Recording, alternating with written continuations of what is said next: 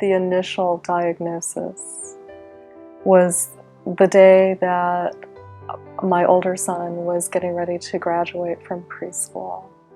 As the mother of young children, a cancer diagnosis was the most terrifying thing I could imagine.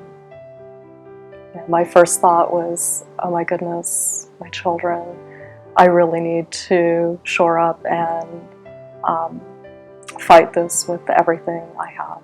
I learned a lot of things from Anne pretty quickly, and the thing that I learned first and foremost is before everything else, she's a mother, and which was pretty meaningful to me at the time because we both have two children and they were almost the same age. So the stakes were very high, and I felt that very personally for her.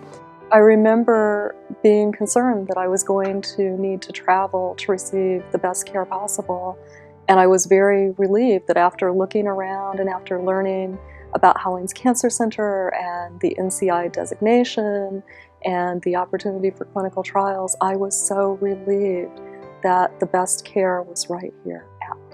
I had the dream team. I had the absolute dream team when it came to the oncology specialists that we have. Hollings Cancer Center has a unique ability to attract very talented people, and that's largely because of our collaborative nature. And so the interdisciplinary collaboration at Hollings, which has always been shown to improve patient care and scientific outcome, is really part of our core fabric. The world is really moving toward a state where team science is essential. It's becoming more and more difficult for individual laboratories to do really cutting-edge work because the work itself is so broad in its scope and it's so complex that team-oriented science is really becoming really the way of the world. In order to really understand how best to take care of our patients, we need to be subtyping every cancer that comes through and really understanding all the genetics of those cancers.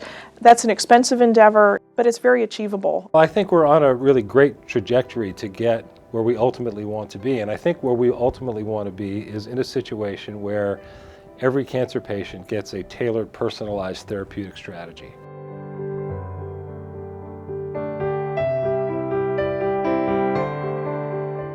Today, I am approaching the 5-year mark since diagnosis, and the 5-year mark is a significant milestone. This is the point when we start thinking about using the word cure instead of remission. Had it not been for the people who cared enough to support the research, for our philanthropic support, for our grant support, for the people doing the research, for the patients enrolling in the clinical trials, for all of the steps leading up to the opportunity for the treatments that I had it not been for that, I don't think I would be here right now. I'm really grateful for that.